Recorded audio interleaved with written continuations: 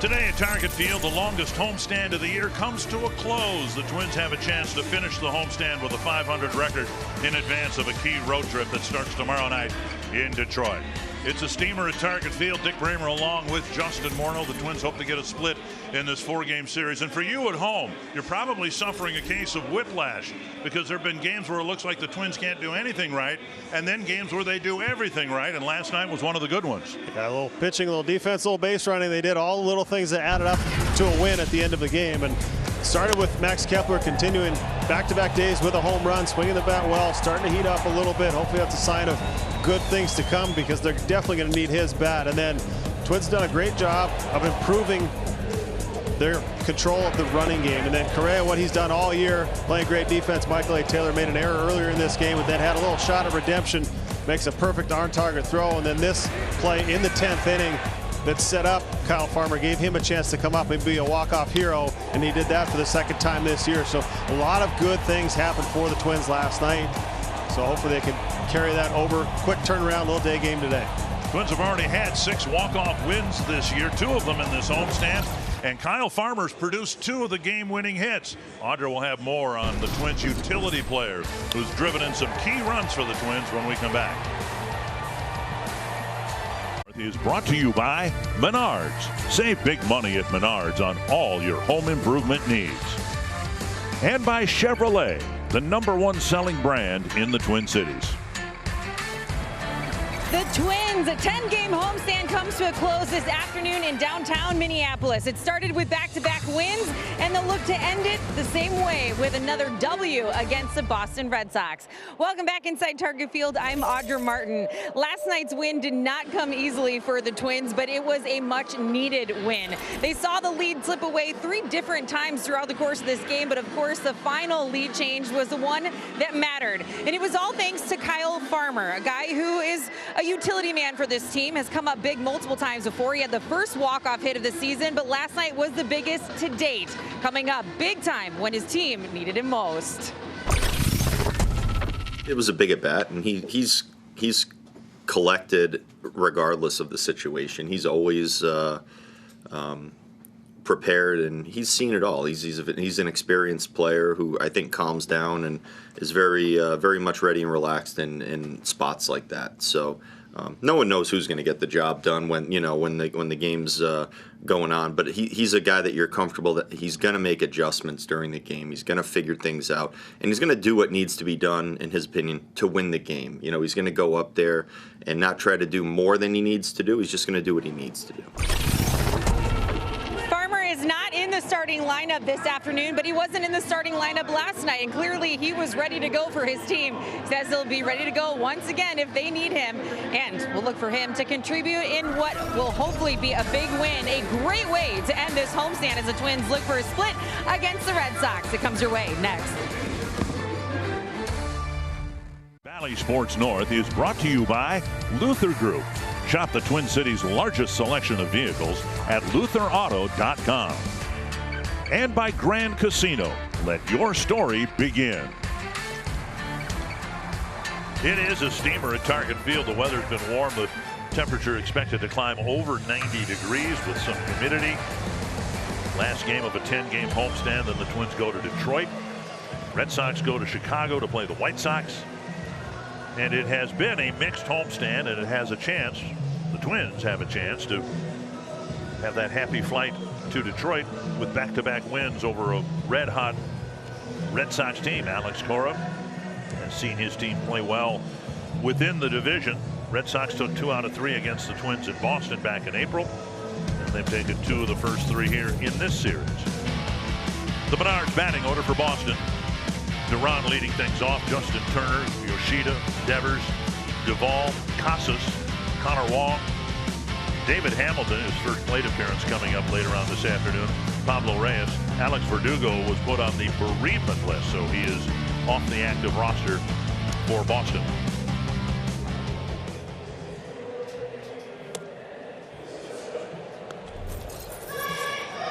Mass Mutual numbers for Twin starter Joe Ryan. Yeah, behind the jersey, and Joe Ryan, numbers across the board very good.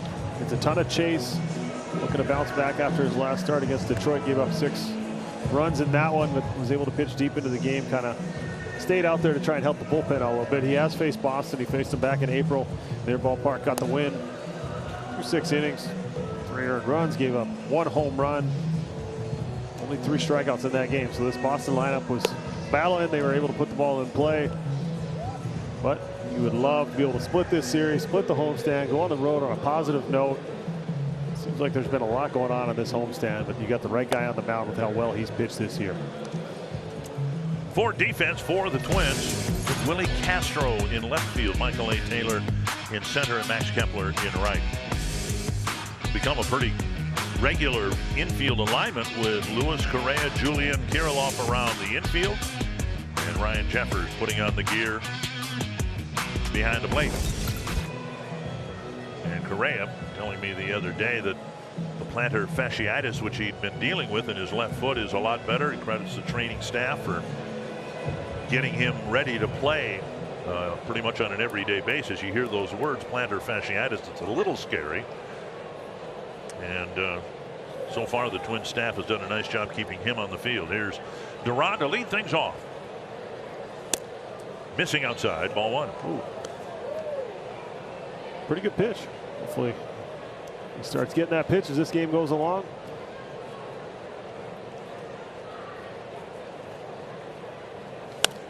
And fouled back. 1-1. So Duran, Turner, and Yoshida in the first inning. Ryan started his season in terms of wins and losses. He started this season 7-1.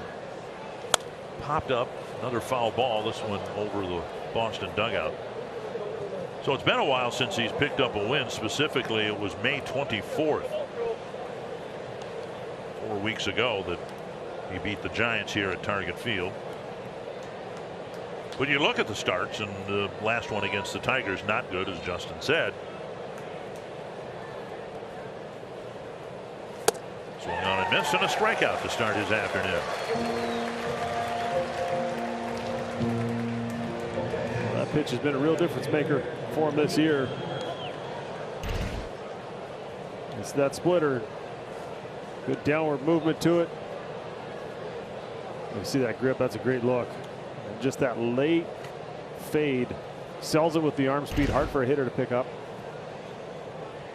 Turner fouls it back. 14 prior starts for Ryan, 10 quality starts. And almost to the midway point of the season, starting pitching has been the strength for this Twins team, and Ryan a big part of it. 2 strikes. Yeah, it's incredible what they've been able to do as a staff, and go out there, Ryan, amongst the league leaders in a lot of categories.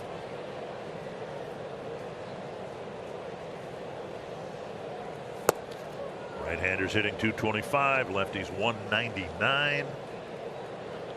The whip below 1, that's second in the American League. Strikeout to walk ratio, second in the American League. There's just a lot of numbers that you can look at and they jump off the page. Foul. Doesn't give up a ton of home runs. He's able to keep the ball in the ballpark. Doesn't walk many, so it doesn't set himself up for big innings a lot of times because he makes you earn your way on. A lot of quality strikes. Knows who he is as a pitcher. Attacks that strike zone. Just does a lot of things well. That's behind first, chased by Kirilloff, and on the warning track, out of the reach of both Kirilloff and Kepler.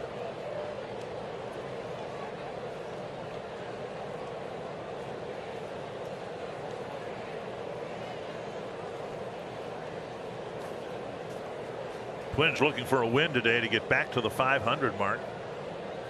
Boston winning the first 2 games of this series to drop the Twins 2 games below 500 for the first time this year.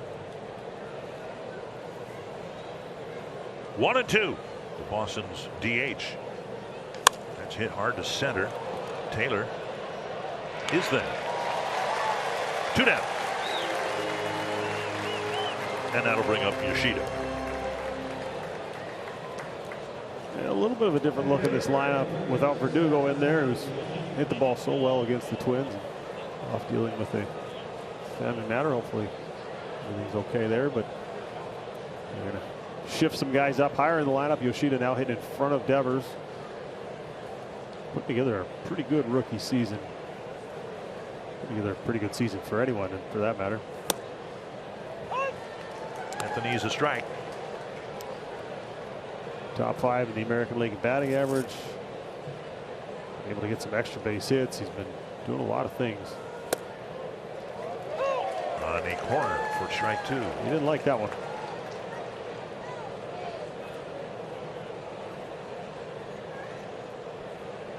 Takes his time out. See, that's a good time to take it right there. A pitch you don't agree with, you don't want to force you into swinging or chasing something you don't want to swing at the next pitch.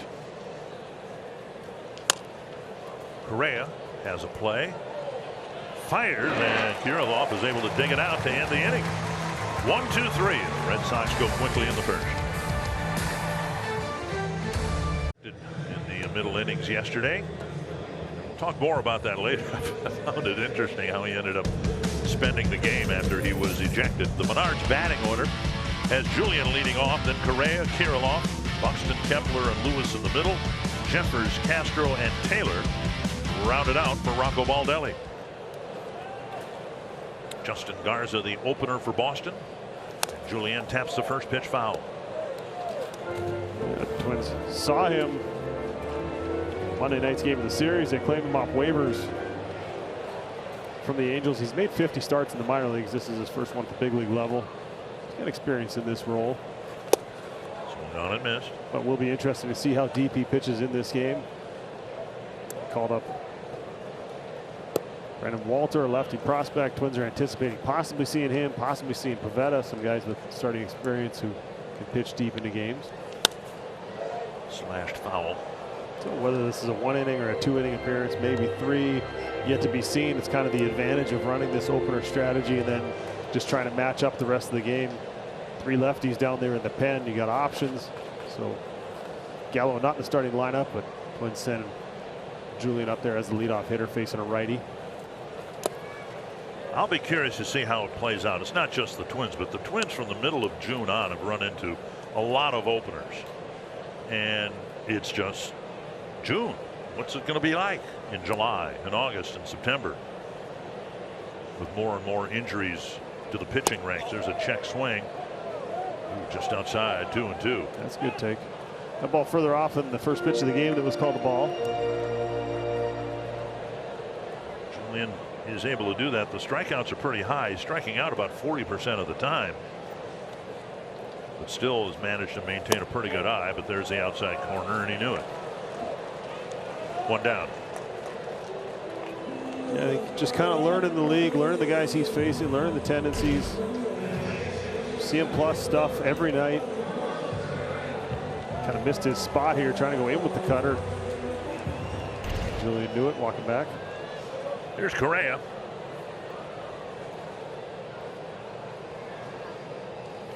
Pitches up, ball 1.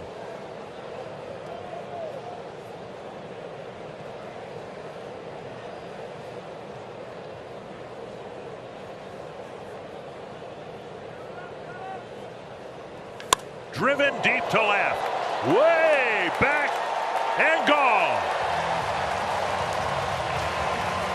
Correa hits his 10th of the year, a no-doubter into the second deck. A walk-off home run to start this homestand. More solid contact right here. Looked to me like the take he had on the first pitch was really good. Looking like he was maybe hunting something middle in that he could drive, and he got something that he could drive, hit it up there, and this one just kind of ran right back over the inside part of the plate. That's such a great feeling. You know immediately when it comes off the bat that thing's out of here. So Twins 23-11 when they score first. Hopefully that holds up. And that's been part of the problem. 10th game of the homestand, and this is just the 3rd time that they've scored first. Kirilloff takes outside. Add another walleye to the fishing vest. That's right. That's coming to life over the last few days. At bats late in the ball game a couple nights ago seemed to carry over a little bit. But we commented on it during the middle innings, and Rocco Baldelli echoed it in his media session today. up and down the lineup, inning by inning, it was one of the better games the Twins have had in terms of the quality of at bats. Not just the hits, just the seemed like there was a threat of a hit, or at least a good at bat, a battle with every at bat last night. Well, I was going to say the battle factor was there. The keeping the at bats alive, laying off tight or close pitches, the just up and down the lineup, the focus in each at bat, not giving anything away. 1-2 to Kirilloff, and a strikeout. So 2 strikeouts for Garza, sandwiching the home run by Correa. Now here's Buxton.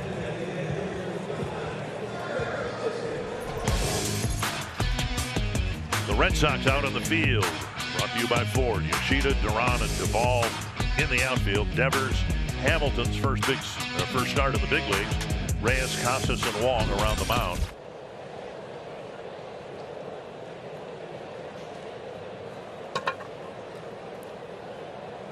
And Twins fans are hoping, and the Twins in general are hoping, that it's been a transformative homestand for Buxton, who came off the injured list. Had a hard time making contact, but now at the end, not just contact, but solid contact down the line and gone.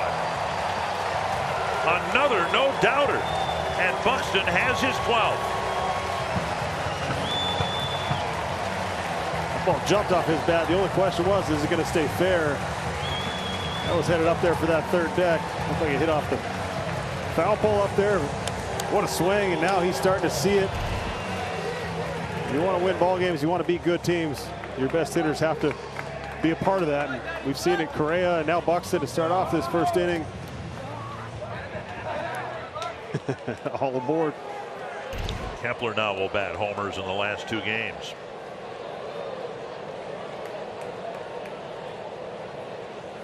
Sure, for our viewers and listeners, sounded like a stuck record. And that's a reference for our older viewers, I guess, these days. But we kept saying, right, the lineup will click when the big shooters start clicking. And what do we have here in this first inning? Home runs from Correa and Buxton to make it a 2-0 ball game. Yeah, it was a good point made. Take Alvarez and Bregman out of the lineup, or just put them well below what their career norms are. Or you look at the Yankees without Judge. I mean, if guys are either injured or they're not performing up to what you expect them to, it's very hard to win ball games. Kepler takes high. You can supplement your roster. You can bring players up from the minor leagues. You can kind of hope what they're going to do. But when you guys have a track record and you have expectations, you kind of build a lineup around that. You need those guys to perform the way you expect. And Kepler drives it to the gap. That's down for a hit. He'll round first and hold up with a single. Nice cutoff by Duran in right center field. 2 strikeouts, a couple of home runs, a solid single, and now Lewis. And then just look at how this lineup with Lewis in there hitting 6th today, who's been swinging the bat very well. Kepler does a nice job of going down to get this change up below the zone. You're right, Duran did a nice job of cutting this ball off. I thought it was 2 bases all day long. Lewis has been swinging the bat well. He's been finding a way to get some hits. He's got some power in there. This kid's got as high of a ceiling as anybody on this roster. You just hope he's going to continue to stay healthy, and then you expect the numbers to follow. One thing he's shown us this year, and it could be just a phase or a cycle that he's in right now, the ability to get hits when he hits the ball hard, but also the ability to get hits when he doesn't hit the ball hard. Some guys are like that. Good hitters find a way to get hits. 1-1. 2-1.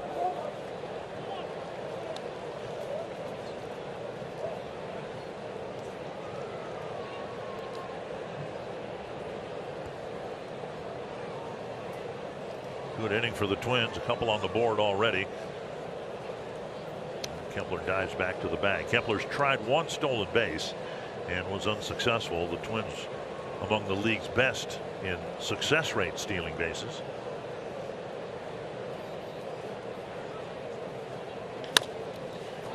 Built largely around Castro, who's 13 for 15, and Taylor, who's 11 for 11. Buxton is 6 for 6. They went out and got a couple of players to supplement this roster. It's hard to imagine where the Twins would be without them. Without the running game and without Taylor's defensive center, Castro's versatility. Lewis takes ball 3. What's interesting, though, I mean, the Twins have 35 steals and 41 tries. They only had 4 steals in April. Most of the base stealing has been done in the last 6-7 weeks. Full count to Lewis. Kepler will take off early, and there he goes. Foul back.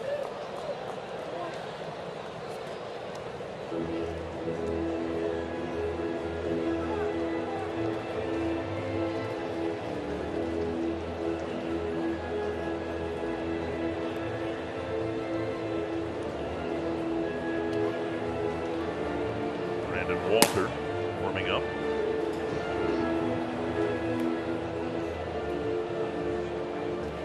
Red Sox have 3 left-handed relievers, and one of the reasons the Twins have Gallo on the bench and have the lineup that they have is because the thought that Red Sox might actually follow the right-hander with all the lefties. And Kepler takes off again, and this one flipped over the dugout. Just keeping an at-bat alive. You're talking about this with the grinding out at-bats yesterday and battling through. You foul off a tough pitch, foul off enough tough pitches, you take the close ones, and then eventually the thought is you'll get something out over the plate that you can drive. Toward the hole, cut off by Devers.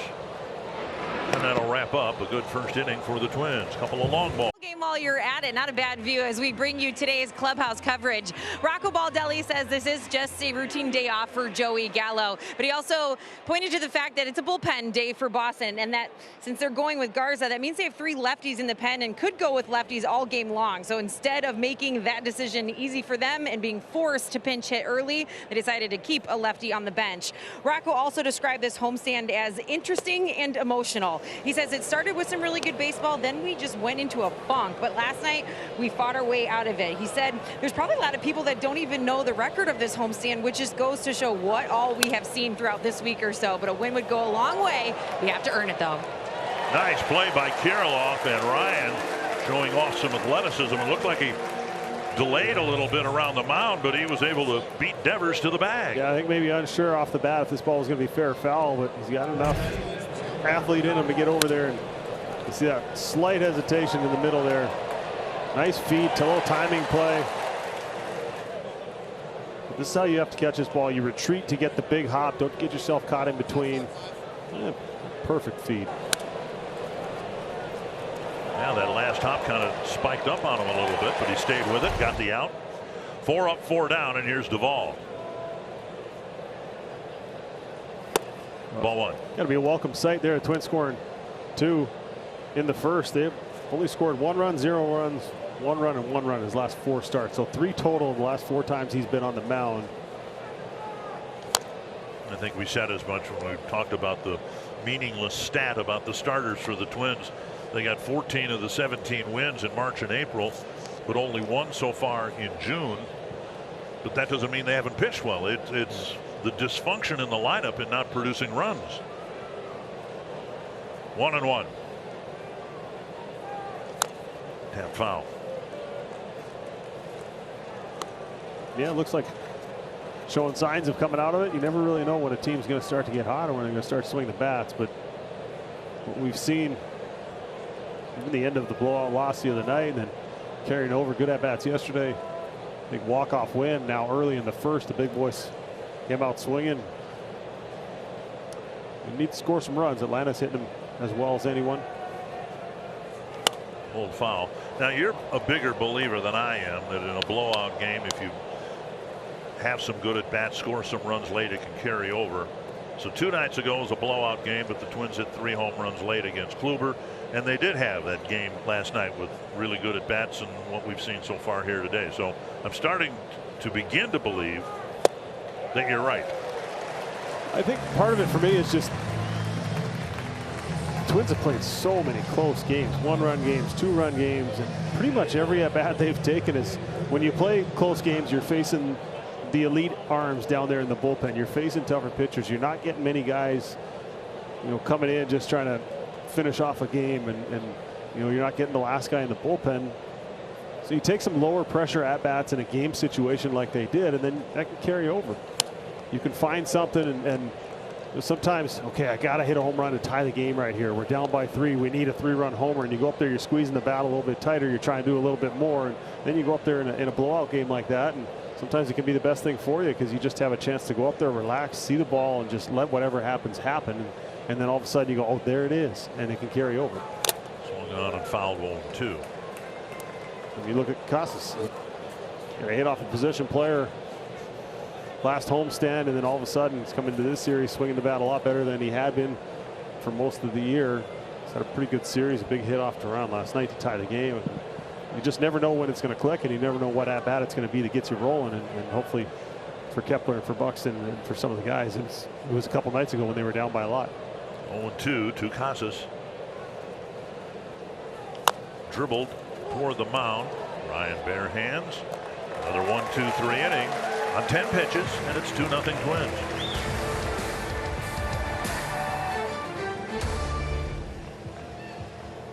Starting tomorrow, 5 o'clock with our pregame show and our Health Partner Sports Update, showing you that Miguel Cabrera is on a pretty exclusive list.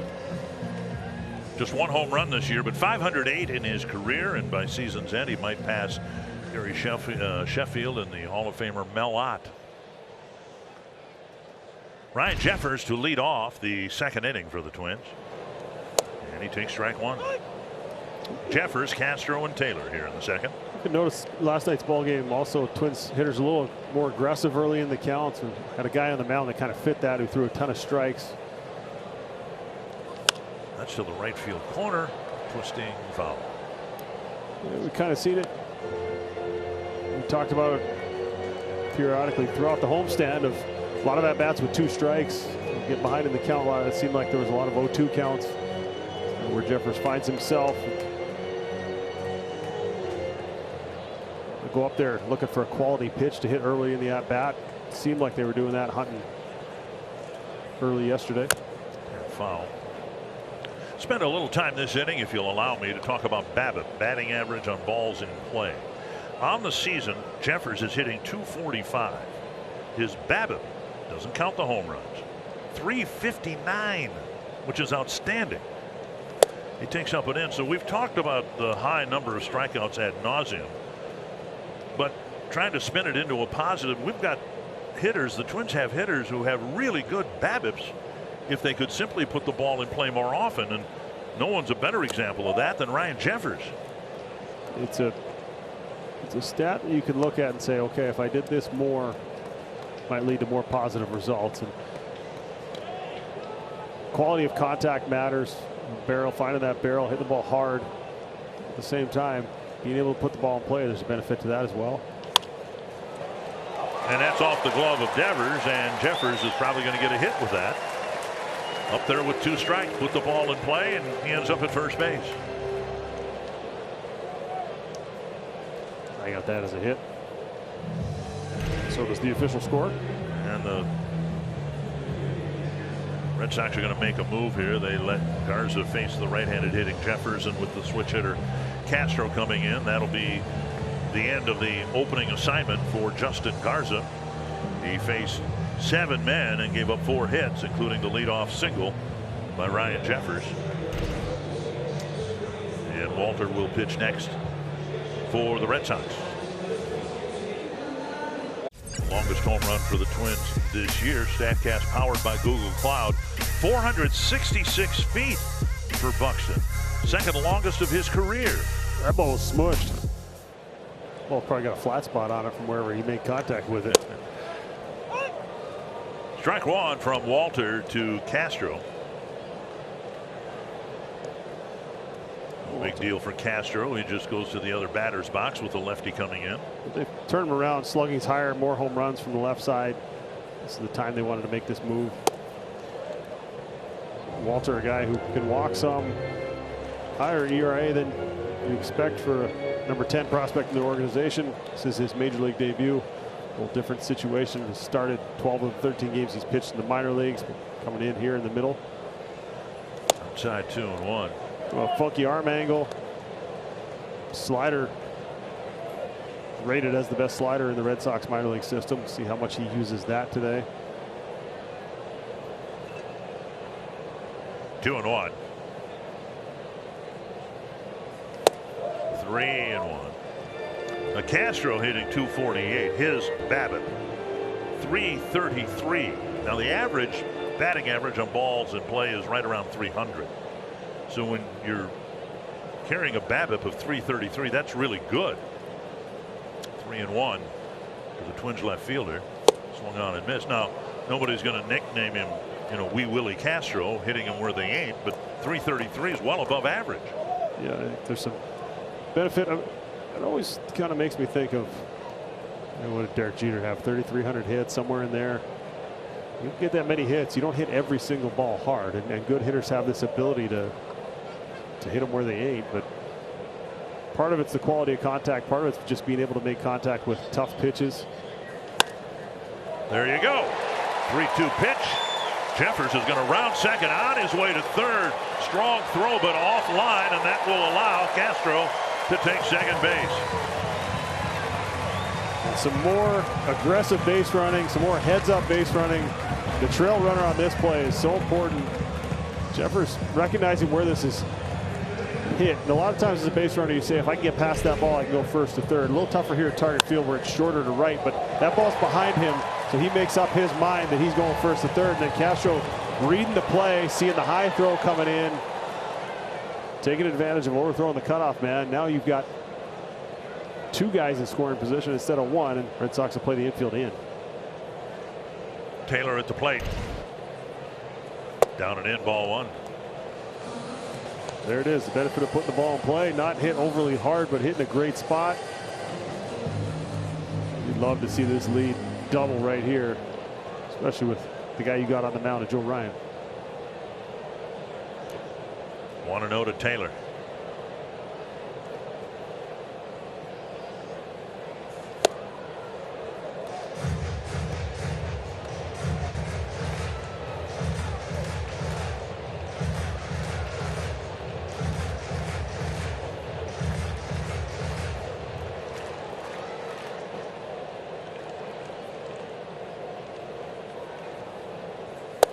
Missing down and in, 2-1. A little Chris Sale in the finish on that delivery, the way his one leg kind of kicks up there. He's got a unique arm slot way over on the third base side, kind of a little three-quarter delivery. Pulled down the line and a fair ball. Jeffers trots home, and right on his heels, Willie Castro going into second. Michael A. Taylor with a two-run double. Well, how's it start? A couple of guys putting the ball in play with two strikes, finding a way to get some base hits. A little luck involved as well. Jeffers hit that ball. Devers unable to hang on off the end of his glove. And then Castro just pushing something through the right side, gets himself a slider down and in, hits it hard down the line, drives in both of them. Nice little kick with that topspin, kept that ball fair. Watch this ball kick back to the right on the second hop. It looked like it had a chance to hook foul and actually starts going back the other way.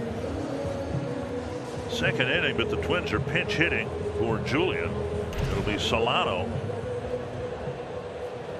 hitting against the lefty.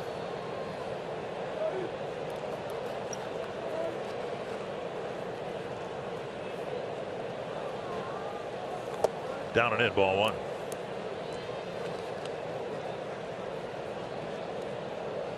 I don't believe, barring injury, I've seen a pinch hitting appearance as early as the second inning many times in my career. Twins did it. Same thing with Julian against the Giants when they were in town. They started the opener. Minaya came in, the lefty. Just with a 4-run lead, it's just a little more interesting. And now 3-0 to Solano with Carlos Correa on deck. Twins have had problems with the opener concept this year. They've tried it and succeeded with it earlier in this homestand, but they run into it a lot and haven't had much success against teams. And whether it's the Twins or any other team, Reyno to Solano, and he takes ball 4 and fills first base. Whether it's the Twins, the Red Sox, whomever, it's a public admission. We don't have anybody else, right? And if you have a young guy that you want to get into the ball game or whatever, maybe you'll have a veteran pitch the first inning for him, take some of the pressure off. But it's an admission that either we don't trust our guy to face the top of your order to start the game, or you're right. It's there's a reason that you do it. Sometimes there's a reason you do it just to take advantage of a matchup. You know, when it feels like when Tampa started doing it, they would go power arms at the start of the game, almost like a closer type would come in to face 1, 2, 3. quick trip to the mound. Sometimes it's out of necessity, injuries, you know, they sail out of the rotation, injury, Houck getting, you know, hit by a comebacker, having to have surgery on his face, and you know, you're missing guys, so sometimes you just have to fill spots because you just don't have enough pitching. Now here's Correa, solo home run, his first time up. He takes outside, ball 1. Well, that's why the Rays did it a few years ago, was that they had injuries to some key guys in their rotation, and you know, that was the solution to it all. At least in the short term. It's just now the short term's been what, 4 or 5 years. That's what everybody does if they have some injuries. That clips the outside edge for a strike. I think that's part of the concern. You know, you hear talk about expansion. There's people that are worried that the game's going to get watered down, and the team's struggling through rebuilds, and teams struggling to have enough quality pitching depth or keeping guys in the field healthy. Fouled away. I mean, don't get me wrong. I hope baseball does expand. The more the merrier, right? Game is due for expansion, and everybody's focused about where we're going to find the pitchers, where we're going to find the catchers. Even more of a shortage than. Yeah. The Red Sox added Caleb Hamilton to their roster today. And nice job by Correa fighting that one off. Well, facing a guy he's never seen before, so going up there and get his first look at him. Just wanted to pitch a little bit below the zone, but was able to just get enough of it to keep the at-bat alive. Now he's seen that pitch. Now he's working his way through the at-bat. 1-2.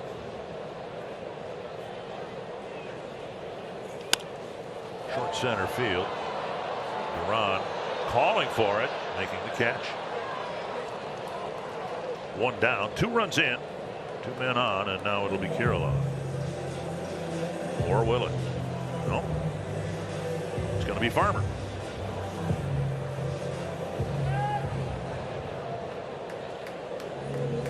Well, I guess the thought is, you know, you go through the first, and Garza goes out there, he throws his 1+ inning.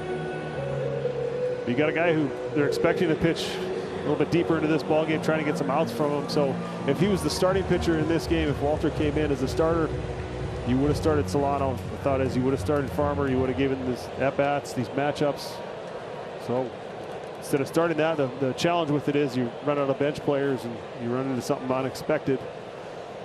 You take the 2 left-handed hitters out, and that may impact how Alex Cora plays out the rest of this game. Maybe the plan was to follow up one lefty with another and another, but now the Twins have their lefties in, or out rather, and Solano and Farmer are in. Lead runner goes, and a ball hit deep to center field. Going back is Duran, and he makes the catch, and hustling back to second base is Michael A. Taylor. The Twins sent Taylor, and Interesting to see if Taylor retouched. He did not retouch after he went into third base.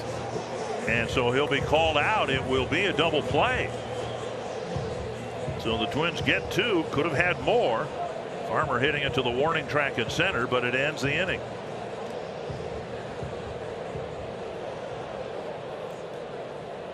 Ends the inning. Yeah, take a look. He slides in and then anticipates that ball not being caught, but does not go back and retouch third base before he goes back to second. And Devers was all over this. Third base umpire David Rackley was all over it. Cora was looking at it from the bench. And no review needed on that one. Rackley was standing right there. He saw what happened. Strike one to Wong.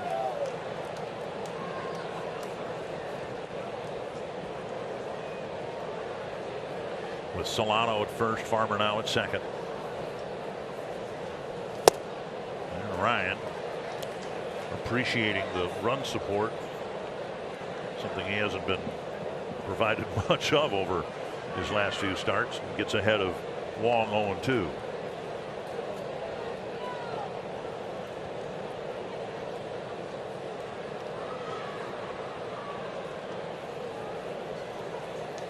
Upstairs.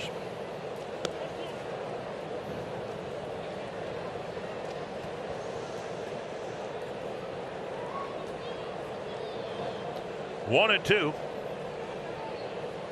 Ryan's gotten 6 outs. This is his 27th pitch. Now he has 7 outs on 27 pitches and 3 strikeouts. Quick word now from Arby's. Welcome back, Wagyu Steakhouse Burger. And friend? I don't know if anybody sitting at home is scoring along with that. Double play goes down as 8-6-5. So an interesting double play, not one you see very often. So Taylor go into a slide at third base and then take 1 step toward home plate, but didn't retouch third base. Ryan misses out of the zone, then right back in it. 1-1. David Hamilton's first major league at bat. Entered the game as a pinch runner last night. Nice to get the first stolen base out of the way before the first hit. He could do that. Last year at Portland, he stole 70 bases in 78 tries.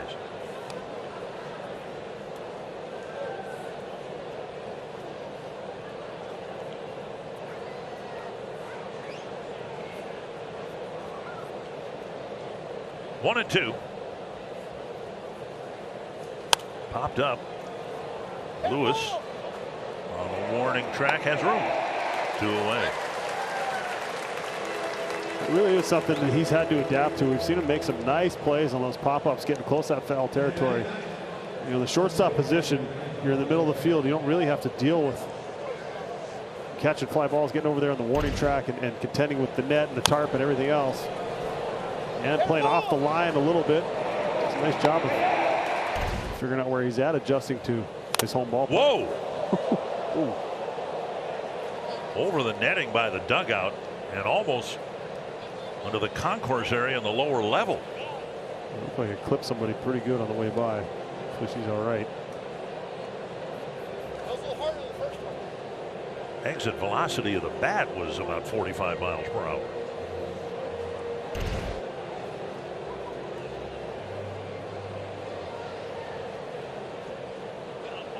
Reyes looking over the left shoulder at the fan, I think.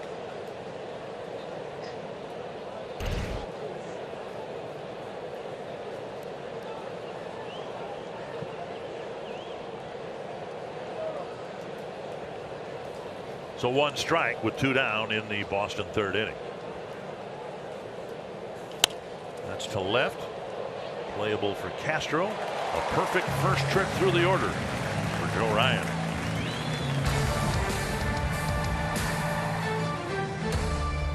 Country, not to mention world-renowned shopping and entertainment. Jump into what's new and upcoming by visiting exploreminnesota.com to start planning your dream vacation. You're going to have a dream vacation. You're leaving the booth now for a few weeks, right? It's a dream. Yeah. You'll be doing a lot of shopping. No. No? I'll tell you one thing I won't be doing. Okay. We're sitting in a lot of tournaments, watching a lot of games. Okay. You'll be back, I think, after the All-Star break on our West Coast trip, right? Yeah, really looking forward to going to see Oakland. Have you ever been in the booth in Oakland? No. Figured I better see it. Are your vaccinations up to date? For rabies? Strike 1. Possums in the booth. Yeah. That's the background of that comment. Yeah, yeah. Buxton with a home run, a long home run down the left field line, 466 feet. You're probably more impressed with those than I am. Here's another blast, left center field. He really tagged this one. Wow. Into the second deck over the bullpen. He may have outdone his first inning home run with that one. Well, the first one was 466. This one was 465. Oh, come on. I haven't seen too many balls hit up there, though. That over the bullpen almost made it into the third deck. It's a good sign when he's swinging the bat like this. It just makes everybody around him better. I don't know that you ever went through it, but it amazes me, having watched what we watched early in the homestand from him, where simply making contact was a challenge. A lot of strikeouts. And now he's squaring everything up. I think you could see it in the relief he had on that base hit that he rolled through the left side. Looking at the dugout, you could just almost feel the weight go off his shoulders with him. And man, when he hits him, it goes a long ways. He's just got so much power. Pitches up now to Kepler. Singled his first time up. That makes it a lot easier in DH when you're doing that.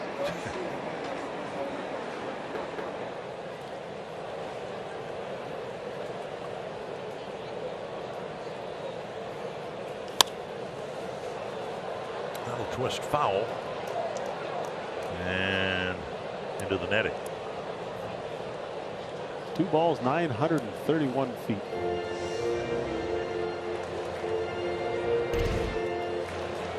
There it is right there. That was a single, a ground ball single. Yeah. Here I come. The weight off his shoulders. Devers just getting back to his position at third base. So a little bit of a delay.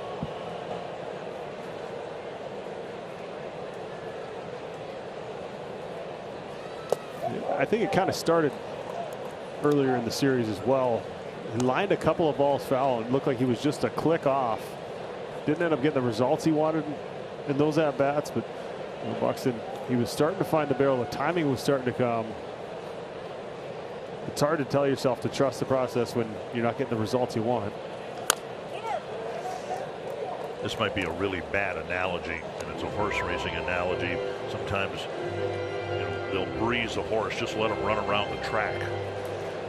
Nick Paparesta, the trainer, the other day had Buxton, because he had been struggling, just go out, shag a few fly balls and throw the ball. He's been limited to DH duties, hasn't played an inning of defense, and just tried to give him the feeling of being an all-around baseball player again. And I wonder how much, if any, of what we've seen in recent days is because of that. Well, sometimes it's just, let's try and change up the routine too. Just try and change up the mindset of how you prepare for a game. You get used to, from the time you're 5 years old, whatever it is, you have a certain way you prepare. And he's always been a position player. He's always been a terrific defensive player. So, all right, let's see if we can get him back into that routine that he's grown accustomed to over his time playing baseball, especially in the big leagues. Checked his swing, called third strike. Kepler down, one away in the third.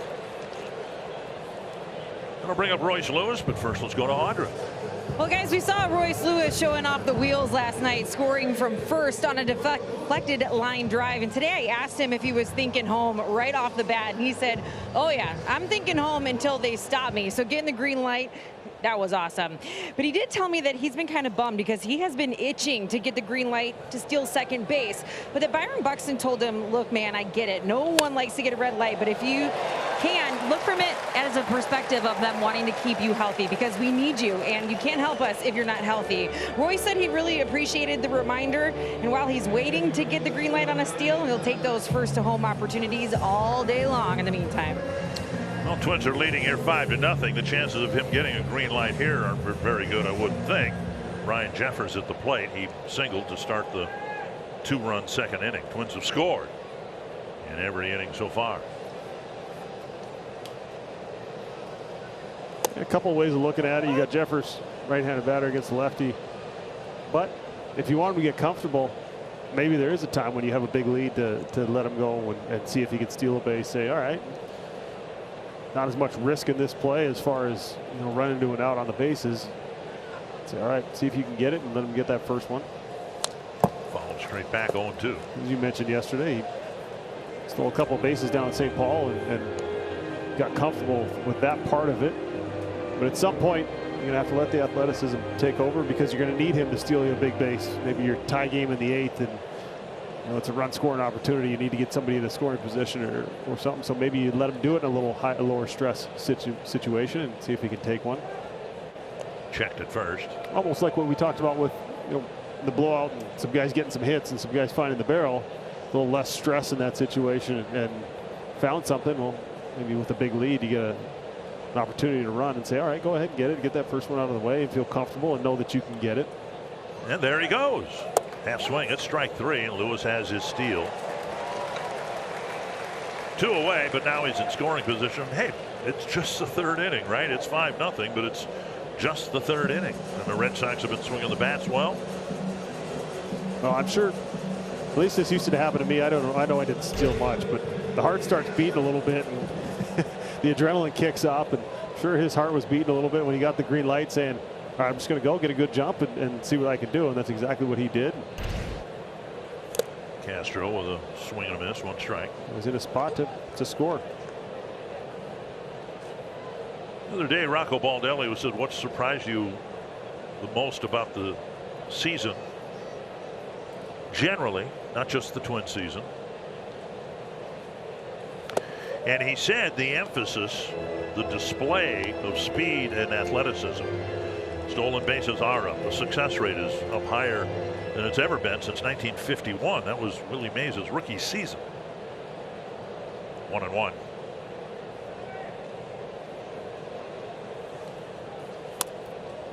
Two and 1. So as we move into the middle months of the baseball season, the stolen base much more in play. Twins kind of tiptoed into that phase of their offense, if you will, stealing just 4 bases in April. That's to left, hanging in the air for Yoshida, and that'll wrap it up. Buxton with a leadoff home run, 2 at bats, 2 swings, 2 tape measure jobs, and it's 5-0. Home runs already. Joe Ryan hasn't given up a base runner. Partial season ticket packages are available throughout Target Field, including the Delta Sky 360 Club. You can enjoy Twins baseball from this exclusive premium area and earn sweet spot benefits like food and beverage discounts. Text plans to 51655 for details about ticket plans, or log on to twins.com/season tickets. First pitch strike. Ryan's been perfect. Struck out Duran to start the ball game. He gets ahead of him here 0-1.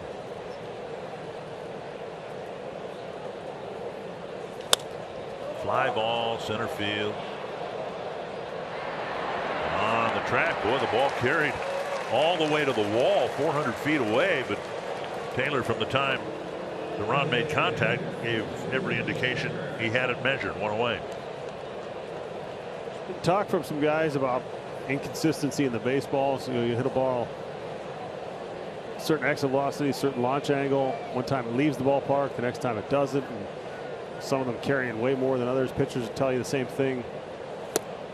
You get a ball and they have the metrics to track these things now, of saying, okay, this came out with this certain spin at this certain arm slot, and they've been able to compare the 2 different things, and the ball's doing, one ball does something completely different than what another baseball does. And I think there's been some challenges on the pitching side because of it. I think on the hitting side, you feel like, okay, I hit that one good, and settles an outfielder's glove, and then you hit one not as good, it seems, and ends up 3 rows back. It's been interesting to hear those guys talk about it.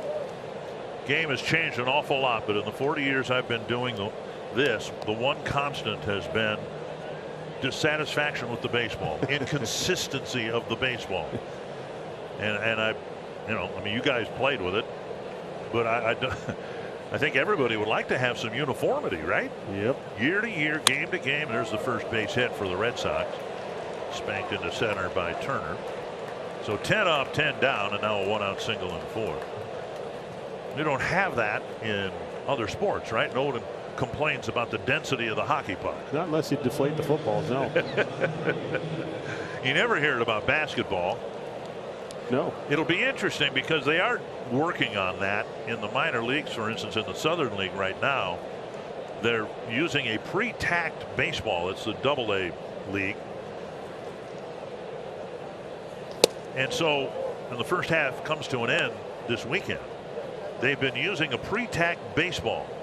And then in the second half, they will use, here's a little conversation between Guccione and Ryan.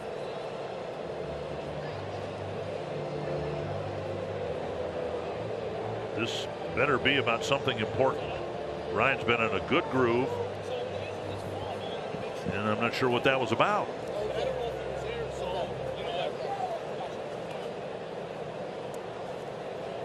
And Rocco Baldelli, ejected from the game last night, might be saying, hey, leave my pitcher alone. Want to know. Pulled foul, 1-1. But now in the second half of the Southern League, they're going to go back to the regular rubbed up baseballs. In the Texas League, it's just the opposite. They've been using the rubbed up baseballs in the first half, and now they, the AA league that the Twins Wichita affiliate is in, they'll be using the pre-tacked baseballs in the second half. High fly to center, and that's got some carry again, with Taylor going back and making the catch for out number 2. On a day when we've seen a couple of tape measure home runs, and with the wind blowing in from right field, the ball sure seems to be carrying. This one 392 feet, the other one 388 feet from home plate. Maybe it's just where they hit them. It's tough to get them out to that area of the ballpark. Yeah, just kind of hanging out there. Taylor settling them up under him easy. And now Devers. Big swing and a miss. So in the minor leagues, at least, they're trying to bring some uniformity to the baseball, and once they have the results they're looking for, we expect they'll bring that to the big leagues. It's crazy. The time in the minor leagues, the ball is completely different than the big league ball. Big league ball, smaller seams, and you can go down there and take batting practice, and you feel like you were hitting underwater. I mean, you'd hit a ball good, and it would be 30 feet from the warning track, and you're not using brand new balls for BP every day. And then you get in the games, and they don't travel the same. Really interesting. You figure you would just have the exact same ball in the big leagues as you do in the minor leagues, whether you're in the Southern League or Pacific Coast League or really anywhere down there. But that's part of the reason why they're doing it in AA, not AAA, because they don't want guys coming up from AAA using that baseball and then trying to adjust to a Major League Baseball after pitching with that, you know, tacky one. 2-2. When it comes out of the box the way they are trying to get it. So pitchers don't feel the need to use anything extra to get a grip on the baseball. That's the ultimate goal, is to kind of have it the same for everyone, and then have pitchers go out there and feel comfortable. 2-2. Popped up. Looks playable. Straight up in the air. Solano makes the catch. A 1-out single for Turner, but another scoreless inning for Joe Ryan. After the second out of the 4th inning, here's why Ryan. Now, umpires, did they take exception to that? They used to. I mean, you couldn't do anything close to that. It was the catcher's job to ask where it was. And so he came out, not sure what the discussion was, but that didn't seem like much compared to what we see nowadays a lot of times for pitchers looking in there. And so we've seen Joe do that from time to time, but he handled it well. When he came out and said yesterday on the broadcast, he's one of the guys you can talk to. Tap to third, 2 hops, easy play for Devers. 1 down. We mentioned yesterday too that Twins have 2 really good pitchers back to back, Sonny Gray and Joe Ryan, and they've got different personalities, to be sure. And yeah, on the mound, right. And Ryan seemed to handle that like he was talking to his next door neighbor about whether, you know, could borrow his lawnmower, and didn't let it get to him. And Sonny might not have reacted the same way. It was interesting to see that little exchange there.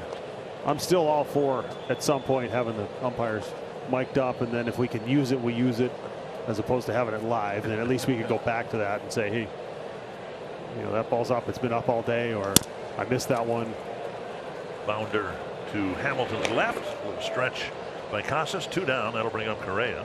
Knowing Guccione somewhat as well as I do, I guess you could say, my guess is that he might actually said, hey, I missed that. He might have gone out there and said, all right, that's just above the zone or whatever, but you don't, he maybe also continued it with, you don't need to do that. Right. I'll let your catcher know. Here's Correa, a home run and a fly ball to center.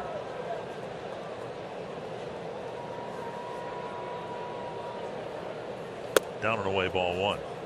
Well, back in the day, and I think it was before your day, part of Chris Guccione's duties today would have been to rub up the 6 dozen baseballs that were going to be used in the game. The home plate umpire rubbed up the baseballs before every game, and now they have clubhouse personnel do it. And I'm sure that there's quite a bit of difference from the clubbies in Minnesota to the clubbies in Cleveland or whatever. That was one of the issues we had when we were in Cleveland. Was they used to, it seemed like they were the same color as the infield dirt. You could barely tell. You couldn't see the seams on the ball. You're facing Cy Young winners there. You're facing tough pitchers, and then the infield grass was about, seemed like it was about 6 inches long, and you couldn't hit a ball on the ground through the infield. You couldn't pick up the seams. They wet that dirt down. It was like everything they did was to work against our style of play of line drives, the ball on the ground, trying to steal some bases. Popped up near second base. And a little contact right behind the bag. The catch is made. Twins go down 1-2-3 on 6 pitches. Minnesota Lottery. Say I'm in. Scan the QR code for a chance to join the Minnesota Lottery's winner's circle and win $50 in scratch tickets. Along with Audra Martin, Justin Morneau, Dick Bramer here. Beautiful summer afternoon. Twins coming off a win. Did you notice this morning when you walked around, Twins won a ball game and the birds were singing more? Life's better when we win, isn't it? I was singing in the truck on my way home last night. That doesn't happen very often. It was just because Taylor Swift's in town. But I won't be. Some of us are going to Detroit and Atlanta and Baltimore. You're not. But you'll be watching, right? Oh, yeah. Duvall with a 2-0 count. This will be Ryan's 50th pitch. Looking for his 13th out. And there's a strike. Twins made some news today before the game started. A familiar name in an unfamiliar spot, but they signed veteran lefty Dallas Keuchel to a minor league deal.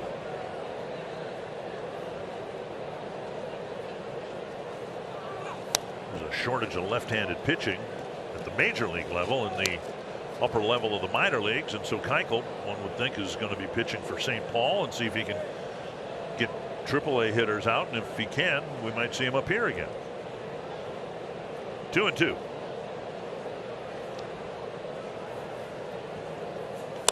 Flip foul. Well, it's going to be a battle to fight his way into this rotation, the way everyone's throwing.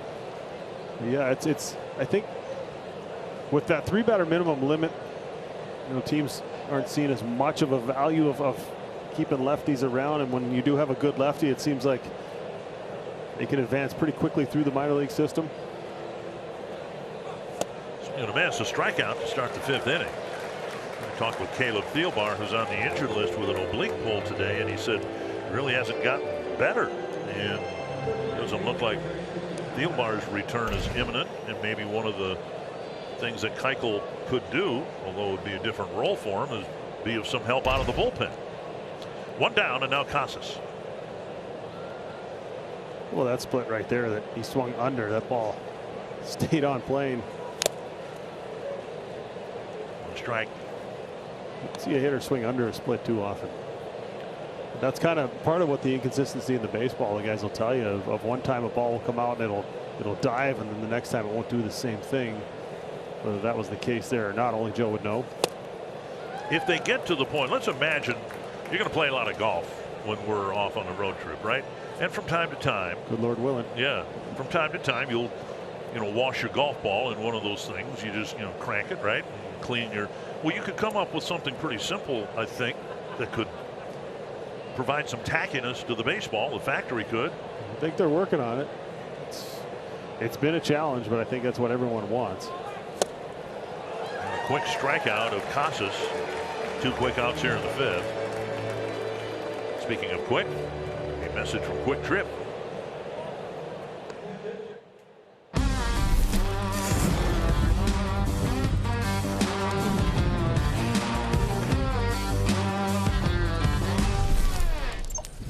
2 down. Ryan now will pitch to Wong.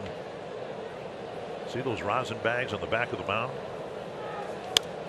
If they get the tackiness approved, they'll probably get rid of the rosin bags too, maybe. Possibly. I think the challenge though with the ball of how much tackiness do you put on it, you don't want it to get back to where the guys were with the spider tack and the extreme spin rate. So the challenge is making sure it's enough, but not where it gives the pitchers an advantage.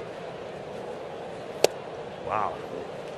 What did you say in the minor leagues where they did it? The strikeout numbers actually went up, and it actually helped the pitchers. Which is not what baseball wants, no, right? Yeah, they want it to be something that plays neutral, that doesn't give them an advantage, but gives them enough confidence that every new ball they get, they feel like they can throw it. Upstairs, just be Ryan's 60th pitch of the afternoon.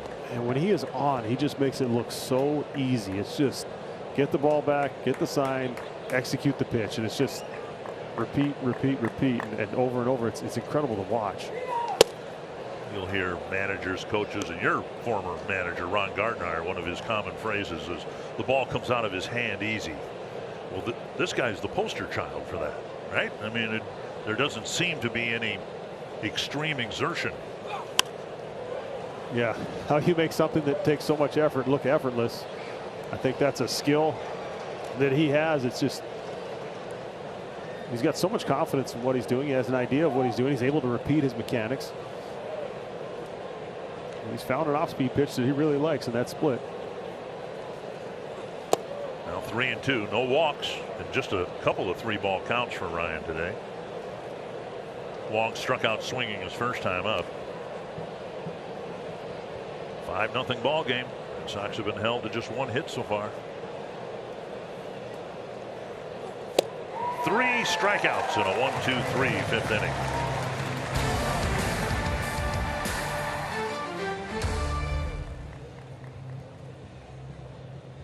Have no answer for Joe Ryan. He's allowed just 1 hit, no free passes. He's fanned 6 as well. 63 pitches through 5 scoreless innings. 76 of them were for strikes. And he's getting the run support from the long ball. Carlos Correa with his 10th of the season. 2 batters later, Byron Buxton with a no-doubter. That one going 466 feet, but that was just a start. Bottom of the 3rd.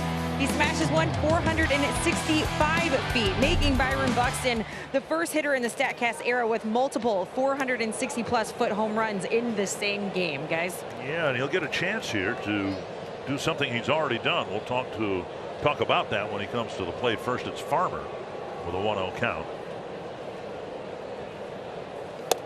Farmer pinch hit in the 2nd inning for Alex Kirilloff.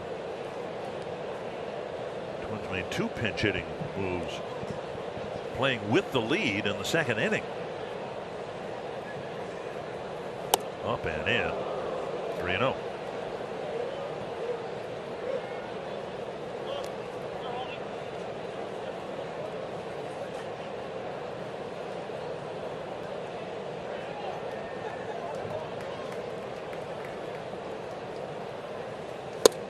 And a strike. 3-1. Farmer, the hitting hero last night, a walk-off single.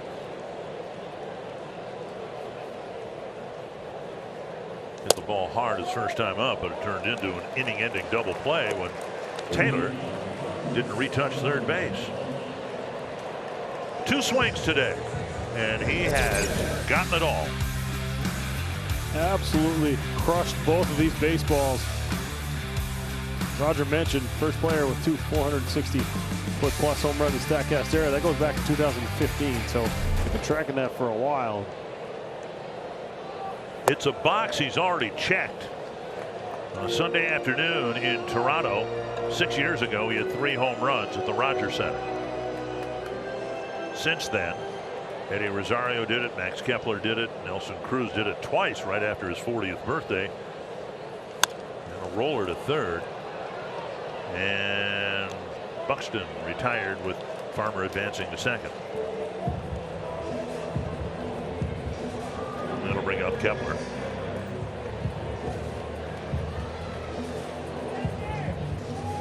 Kepler with a single and a strikeout.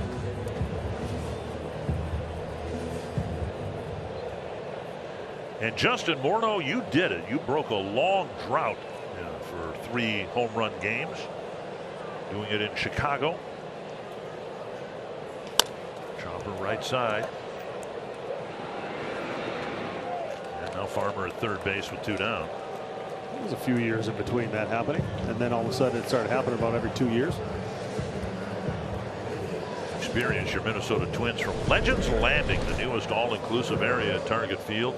Located in sections S through V, Legends Landing provides a great view of both the Diamond and the Minneapolis skyline. Plus, it includes the all-inclusive food and beverage you get at every game. Visit twins.com/Legends Landing for more. There's Lewis. You know, all-inclusive food and beverage, but the games are a half hour shorter than they used to be. You've really got to pack it in a hurry. You got to work. Yeah. 1-0 and a little repair around home plate.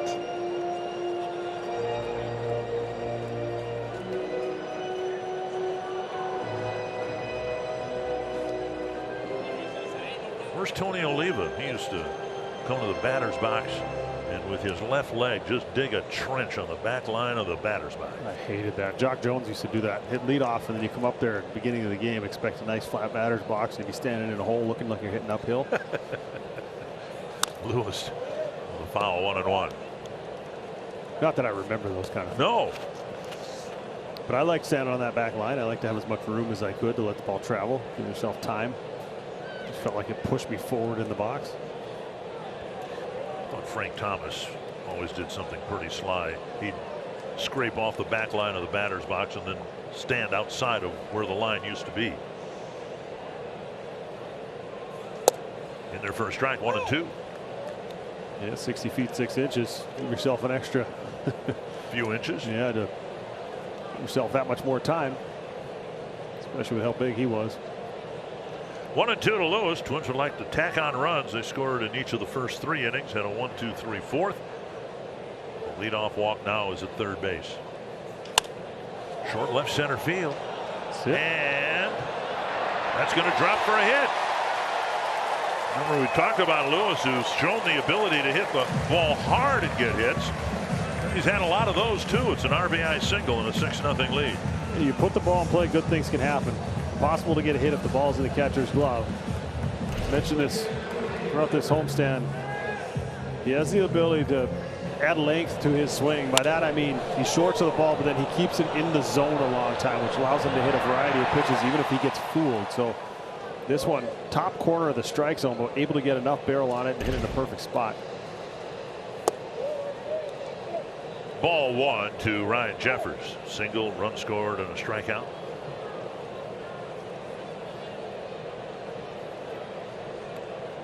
Twins have added a run here in the 5th inning, and now they have a 6-0 lead. And Joe Ryan, so far, at least through 5 innings, doesn't look like he's going to let the Red Sox come up for air.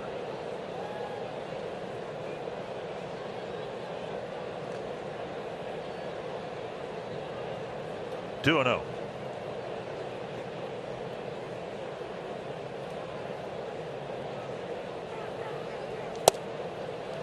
You'd like to go into Detroit, where the Twins are going on the road after they came in here and took 3 of 4.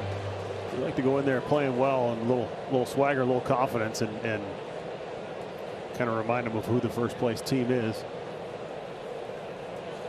A strike. Yeah, you know there's going to be, I don't know if revenge is the right word, but payback. Yeah, there you go. Same thing. 3-1 to Jeffers.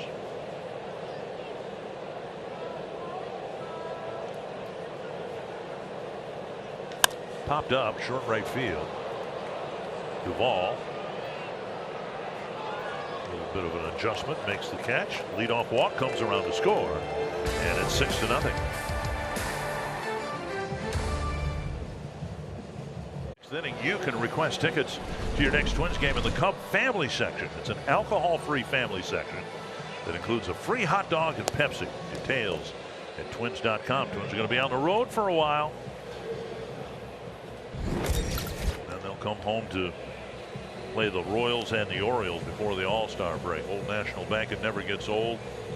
Ryan just sticking with, he's as the old saying goes, kind of dancing with the girl he brought or something like that, except he hasn't thrown any sliders yet. Yeah, the only sweeper, or one of the 2 sweepers he's thrown in this game, was the one that Turner got the hit on. So he's kind of just going with what he's got working today. The fastball has been very good. The split has been very good. He's thrown it 40% of the time. So there's a lot of positives to look at. And I think it's so important with how much information there is today. If a guy throws this pitch in this count, and he throws this pitch first pitch, and then hitters have so much information to go off script and throw something the hitter's not expecting, that they're not game planning for, can be an effective way of doing it. Damn foul. You know, one start you throw 40% sweepers and 10% splits if that's what you have working that day, and you kind of you veer off whatever the plan is or whatever the team thinks you're going to do, and then it can give you an advantage of a hitter throwing them something they don't expect or aren't looking for. But in a start like this, when you have the fastball split combination working that he has, if it ain't broke, don't fix it. Just keep going with what's working. 6-run lead help. Yep. Yeah, also that. I'm sure that's something you can look at. 1-2 to David Hamilton. Fouled out in his first big league at bat. Now ground ball to Correa. Have to hurry. This young man can run. That's why he's here. And he is 0 for 2 as a big leaguer. 1 away in the 6th.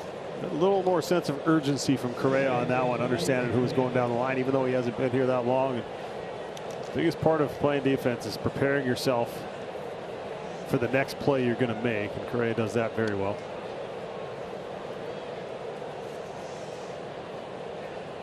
Hernandez, the hitter, he entered the game a couple innings ago at second base. Reyes has had some back issues. That's to center. And Taylor catches out number 2. Don't know if that's the reason that Reyes was taken out. After the 1-out single in the 4th by Justin Turner, Ryan has had a little chat with the home plate umpire. Struck out the side in the 5th and retired 7 men in a row. Duran, the batter, a strikeout and a fly to center. 70th pitch coming up, and Ryan might be on the verge of completing the 6th inning.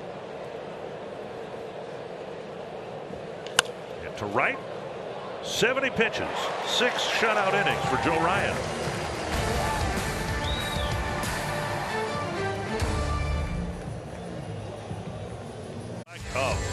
Stop in today and help us support the Boys and Girls Club with a donation at the register. Twins hoping to finish the 10-game homestand with a 5-5 mark. Finish the season series with the Red Sox with a 3-4 mark. So far, so good. 6-0 lead. And now Willie Castro will lead things off. There's strike 1.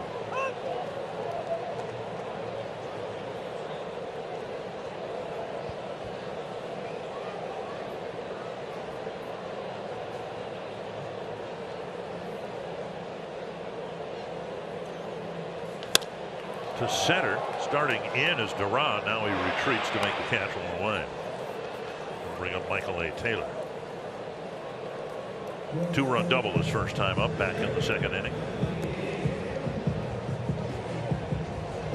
Been an interesting homestand for Michael A. Taylor, hasn't it? Getting hit by a pitch in the back of the head, missing a few games, and then jumping right back into the lineup, thankfully.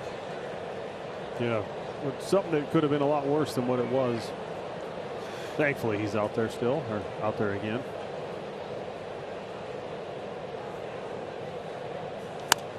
A little pop-up in foul ground. Casas with the catch. 2 quick outs here in the 6th inning. And we'll bring up Solano. Yeah, 6 pitches in the 4th inning. Here, I wonder if sometimes you got to consider your starting pitcher over there on a hot day like today. Those quick innings, you want to give them a chance to bounce back. And it's hard to think of it as sacrificing your at bat. It's definitely what you don't want to do, but you still want to be selective.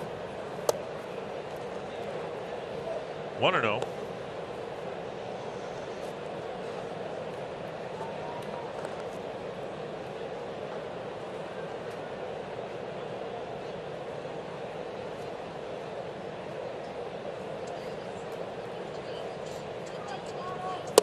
And now a strike.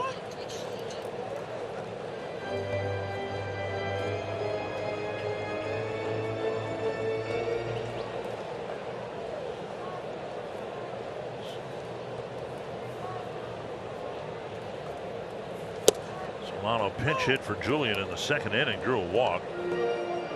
And so far that strategy's been okay because they've left the left-hander out on the mound. Walters thrown 65 pitches, 39 for strikes.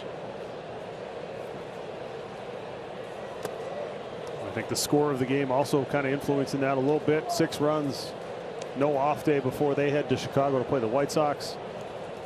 A guy who's got plenty of starting experience, was a starter in the minor leagues before he was called up here, so I think they're anticipating getting a bunch of pitches out of him, and now they're just kind of letting him go to save as many arms down there in the bullpen as they can. If they start to mount a comeback and they start to get this thing a little bit closer, if it gets to 6-3 somewhere in there, I think maybe you'll see some activity. But right now they're just going to let him go as far as he can, it looks like.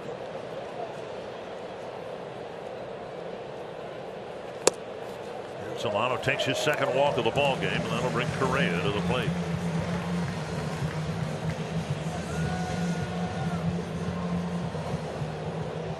Correa last year played alongside Gio Urshela. Twins had Urshela as their third baseman for 1 year. Really tough news for Urshela, who's got a fractured pelvis. He had a fall at first base. This one lifted to right and playable for Duvall, and Urshela's done for the year. Handful of pitches again in a scoreless 6th. We head to the 7th. At twins.com/vote. Vote early, vote often, up to 5 times a day, and vote Twins. He's been outstanding, 18 outs, using the splitter and the 4-seam fastball. The only hit he's given up was to the guy in the box now on that sweeper that he throws. Up and in to Turner. He's been dialed in. This is pitching performance. We've seen him do this a few times, but this is as impressive as we've seen in a while. And now 2-0. And that's saying a lot, considering how the Twins have pitched all year.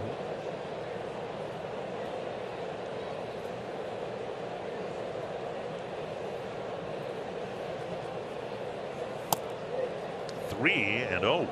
He's had a very consistent strike zone and hasn't given anything in my hitter's eyes that has been off the plate. But nice job back there. Which is, as a hitter or a pitcher, all you really want, right? You want consistency. Yeah. He's thrown a 1-hit shutout so far, and it's crazy to think that he hasn't really gotten anything off the plate. 3-2. That's how good he's been. Turner has the only hit. He's been the only Boston base runner, and he didn't touch second base. 1-out single in the 4th.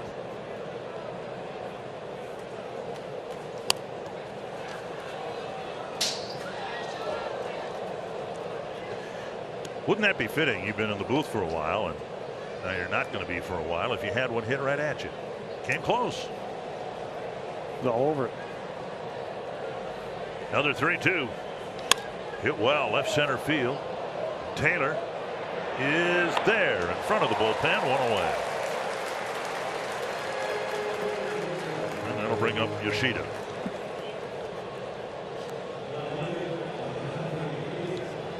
Usually about this time, when someone has been as efficient as Ryan has been, Turner hitting it well, but within Taylor's range, fans start thinking about, and we start mentioning, a complete game. And invariably, a couple of walks, double off the wall, and a home run follow. So we'll wait just a little while before we start bringing that up. Well, or even just a long at bat to run the pitch count up, right? Tap right side. Ryan's got to hurry. He's there, and Nice play. Solano's throw Didn't lead him quite enough. He was duck hunting. He'd have missed. But Ryan made the play. Yeah, this is a tough hop too. Solana retreating on this ball, much like we saw Kirilov do when he was in the game to start. Top spin on this ball, so it kind of jumps and set the feet to make a good throw. That's the most important thing on that play. If you continue to move, you're moving, the pitcher's moving, you're trying to hit him on the run, but watch how he stops. So he stops, he opens up his chest, and then doesn't lead him enough, but because he was able to set himself, it was a good enough throw. And then Joe Ryan's not trying to pick up a ball being thrown by someone who's moving as well as he's running to the base. So pretty well done right there. And now Jeffers is going to walk to the mound.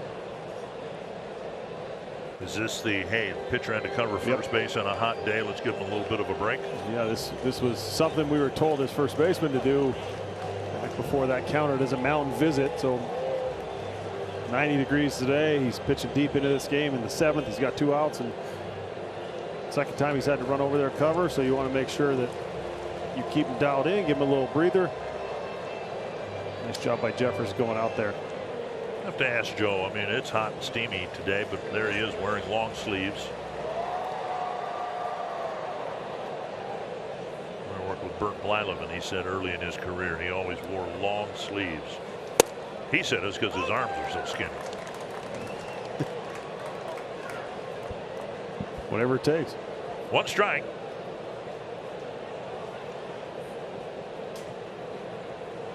And that's looped to left. It'll be just the second Boston hit. And Devers will hold up with a single. He fooled him pretty good with that split, broke his bat. Devers broke his bat the last time up. Not sure if he broke it after he hit it or before or as he hit it, but ball ended up in about 12 pieces around home plate. This one here, you can tell by the sound.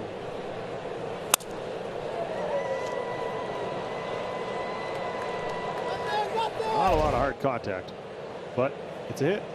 Duvall has struck out twice, both times swinging. Big pop up. Correa out. And called off by Castro.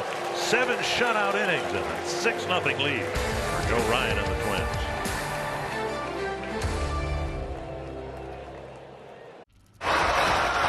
And a line drive base hit center field. Strong all the way to third. And Bo Naylor's first big league hit. I believe in him fully. I was so excited for today because I knew he had another opportunity to get 4 more at bats, and just anything can happen. And I'm so proud of him. I was so excited. That was the highlight of my day.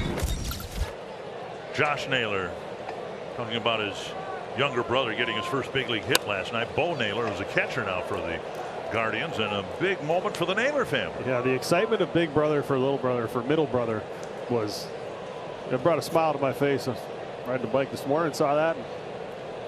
More people might like to see it. And younger brother Miles is draft eligible this year, so we'll see if all 3 of them end up in the big leagues. See if Cleveland has a chance to pick them as well. But right, yeah, it's a incredible story. A couple kids from Canada. That just brought a smile to my face watching how excited he was. Probably more excited for his brother, or show more emotion for his brother, than he was on his first big league hit. Yeah, and Josh had a 4-hit game last night, but he said watching his brother get the hit was the biggest thing about the game last night, the most memorable thing. 2-1 now to Kyle Farmer. Buxton on deck, fouled back.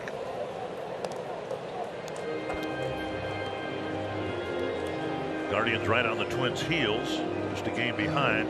They're wrapping up their series with Oakland today, leading 2-1 in the 7th inning.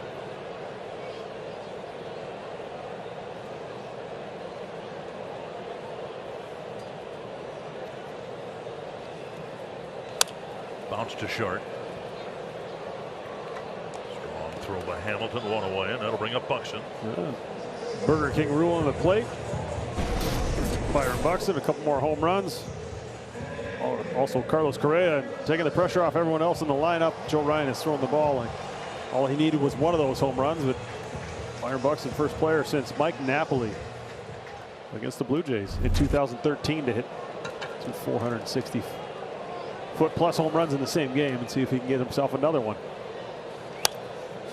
When he got that single that we showed you, and it seemed like he was the most relieved man in the world, that ended an 0 for 24, which began before he went on the injured list with the bruised ribs, and then in his return from the injured list, popped up, and Casas with the call and catch, 2 down.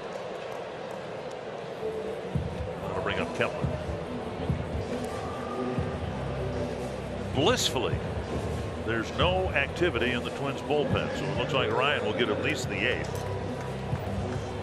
We say blissfully because last night the Twins closer, Joan Duran, pitched 2 innings, unavailable for today's game because of that. And I think the Twins would like to rest as many relievers as they can in advance of what could be a very difficult and very critical road trip for them. Twins getting Detroit, Atlanta, and Baltimore in the next week and a half.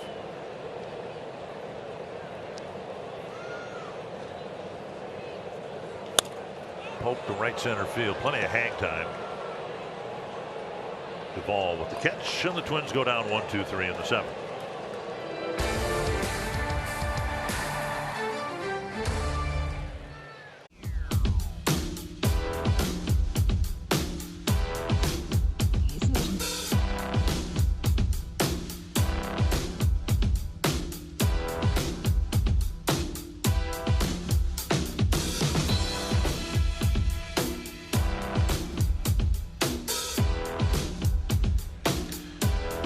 To see Byron Buxton hitting a couple of home runs. Even better to see Joe Ryan out there throwing pitches in the 8th inning.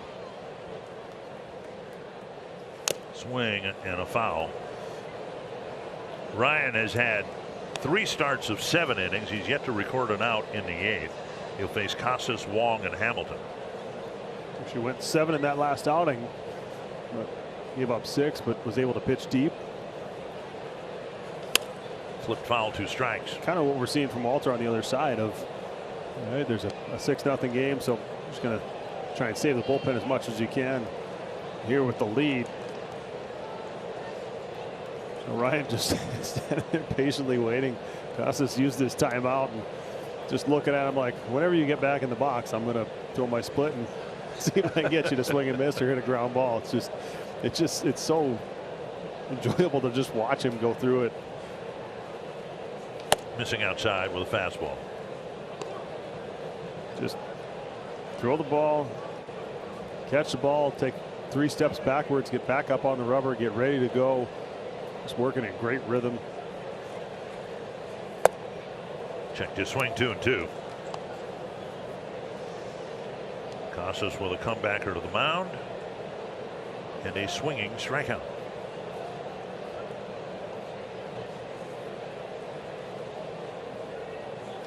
And another strikeout, a foul tip, 1 away in the 8th.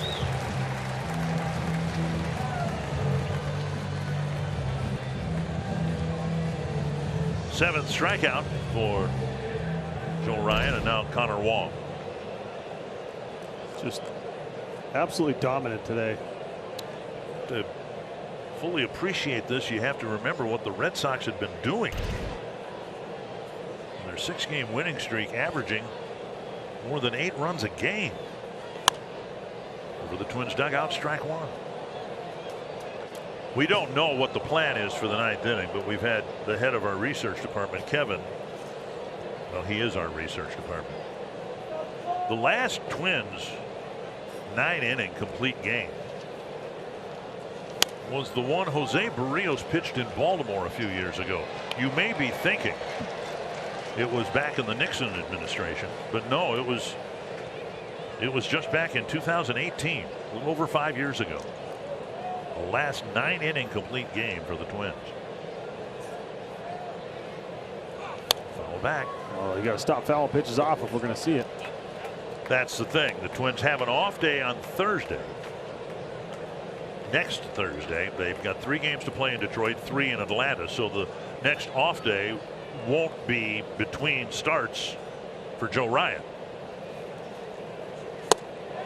Another strikeout, number 8.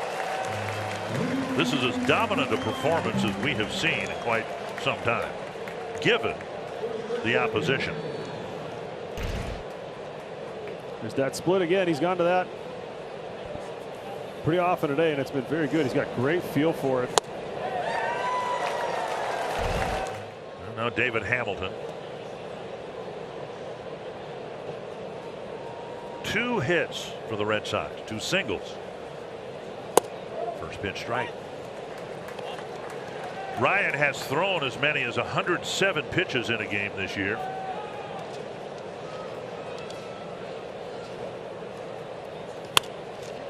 And a soft single, Hamilton's first in his big league career. They'll take the ball out of play. And Ryan will pitch to Hernandez.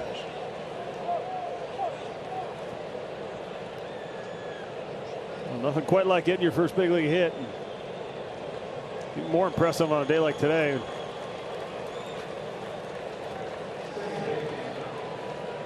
Kike Hernandez will hit with 2 outs and a runner at first.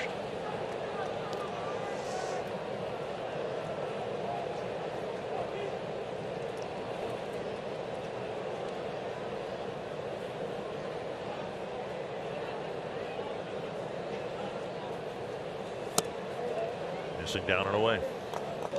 It was pretty neat after Joe Ryan gave up that hit there. They took the ball out of play. He looked over at first base, looked at Hamilton, gave him a little clap with the glove.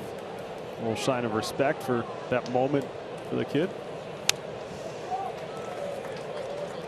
We'll also tell you how dialed in he is.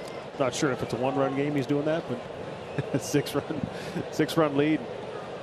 Throwing the ball very well, working confidently, efficiently out there.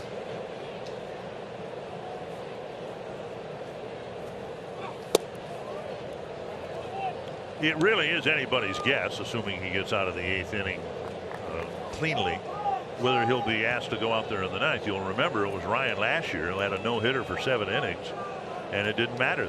They took him out because they wanted him good, fresh as can be for his following start, which was against the Guardians. Long look in there, Joe, after that pitch. He wanted that one. He felt like it was a quality pitch. 2-1.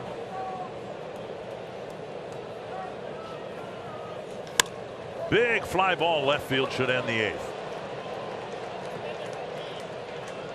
Taylor with the catch. 8 shutout innings for Joe Ryan, and a little word of frustration for Chris Guccione.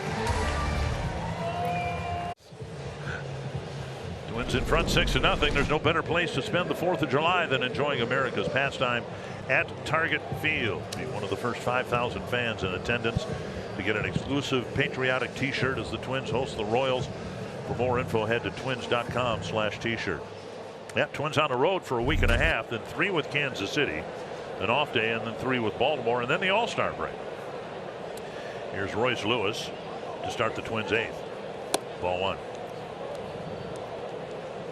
There is no one warming up in the Twins bullpen.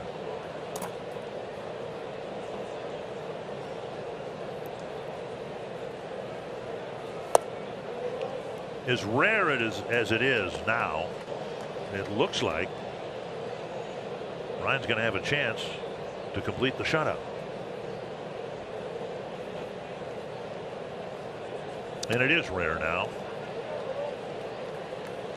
And then for 25 years I worked with a guy who ended up in the Hall of Fame, and he had 60 of them. 60 shutouts for Bert Blyleven. Incredible. That's how you get in the Hall of Fame. 3-0, and Lewis takes a strike. 3-1. Walter, nice job coming in. 6 innings, 3 earned runs. Is this considered a quality relief appearance? Different kind of a save. Giving up a few runs here or there.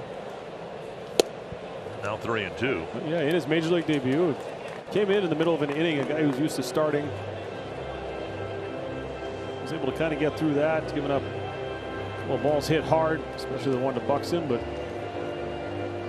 he's given them what they've needed. He's given them length out of the bullpen after using the opener. Avoided the top part of the lineup. Came in for Castro to flip him around, the 8th hitter of the game.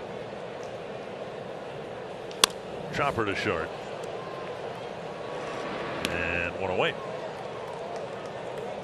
You were right. You mentioned it before. The Twins have had so many close games. And particularly the wins have been nail biters. Don't need to tell the viewers that.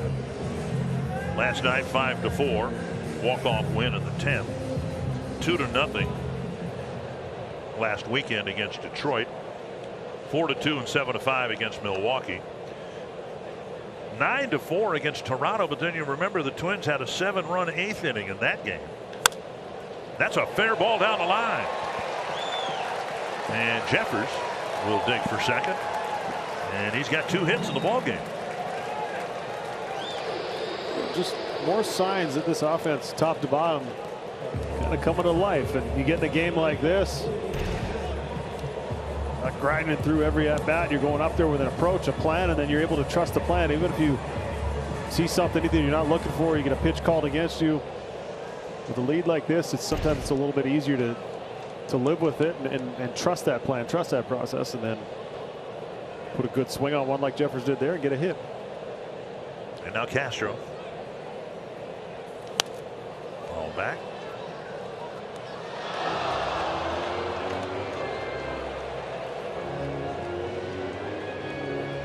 Father tried to do the right thing there. With a couple of his young kids, and he reached over to protect them, had the ball in his hand twice, and then it went over the railing. As long as he didn't go over the railing, we're all right. Just glad that Father's Day was last Sunday. Won't be much of a gift this year. 2 strikes to Castro.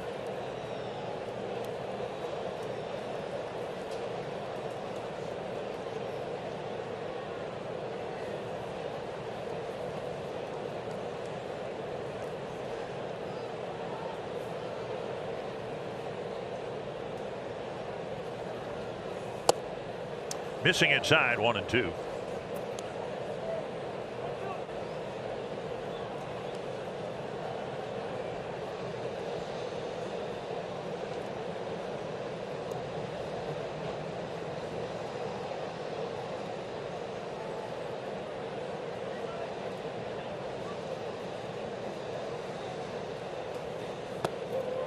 Two and two. With an out on the board and a double.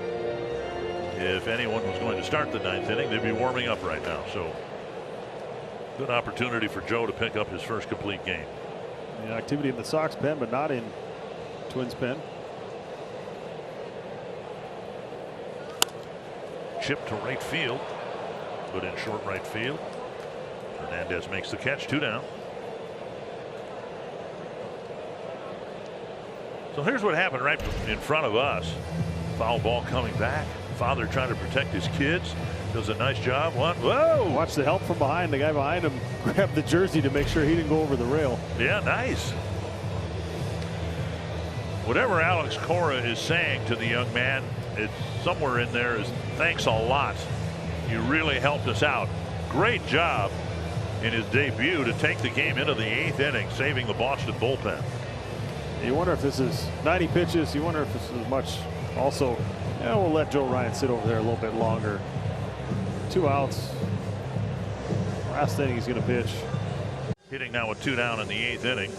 It'll be Michael A. Taylor. In just a moment, at your next Twins game, be sure to purchase a Split the Pot raffle ticket. Your chance to strike it rich while helping kids throughout Twins territory. So Taylor will hit with Jeffers at second base. And another left-handed pitcher, Joe Jacques.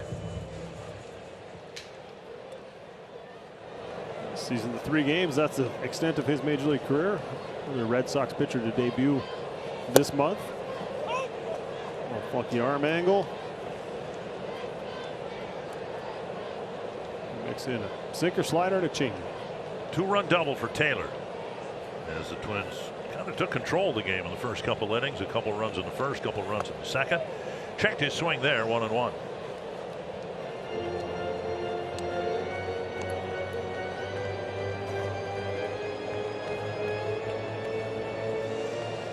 Red Sox go to Chicago to play the White Sox. Twins go to Detroit after the game.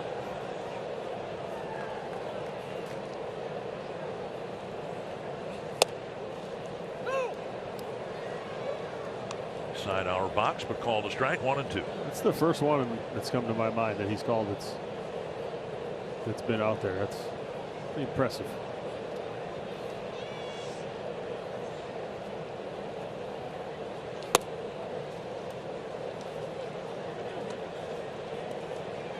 Two and two.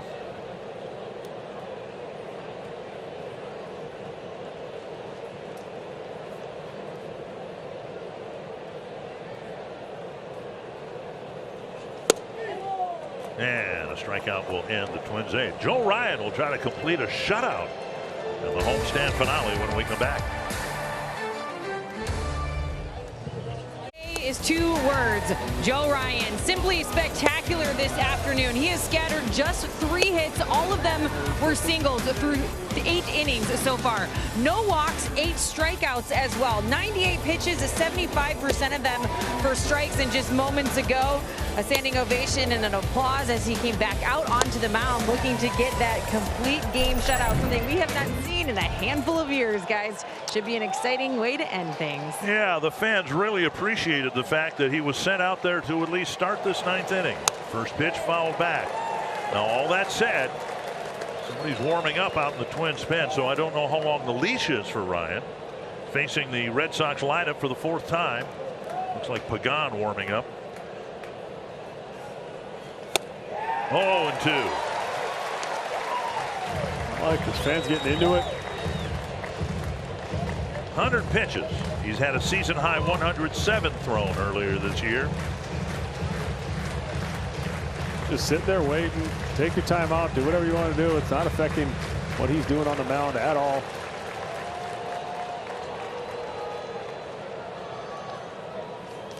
Up and in. 3 scattered singles. No one has touched second base. There have been no walks.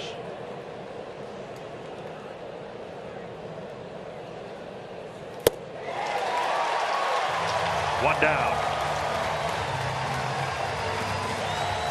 Well, this copyright telecast is presented by authority of Minnesota Twins and may not be reproduced or retransmitted in any form, and the accounts and descriptions of this game may not be disseminated without the express written consent of Minnesota Twins, LLC. But you can look at it, the recording of this game, as many times as you'd like under the confines of your own house, right? Correct, and you might want to rewatch this one the way it's going. Yeah, that's my point. Ball 1.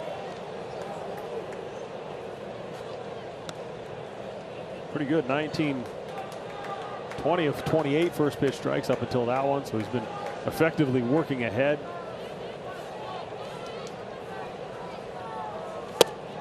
And if you can get Turner to swing and miss, you're doing something pretty good. 1-1.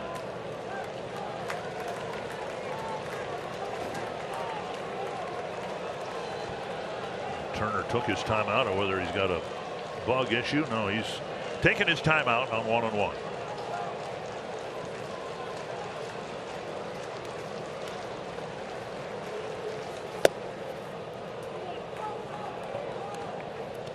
How is this possible? Well, he's thrown 79% of his pitches for strikes. 2-2.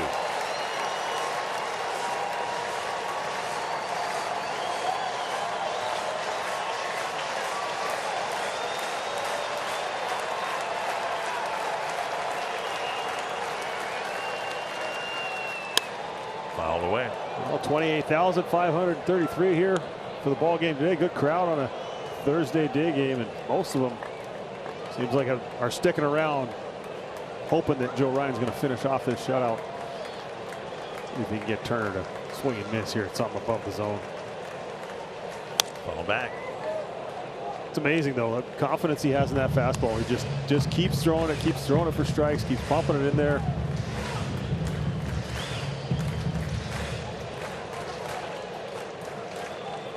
Another 2-2. Popped up right side.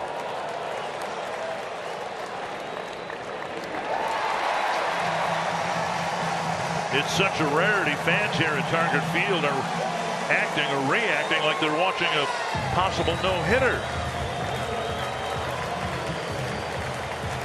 So 12 complete games across the big leagues this year. Ryan going for finish right here. Ooh, you got to give him that. Ball one. Pretty good pitch.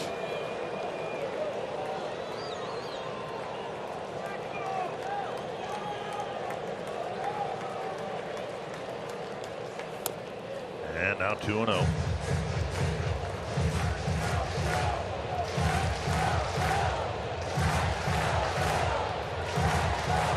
The chant, let's go Joe.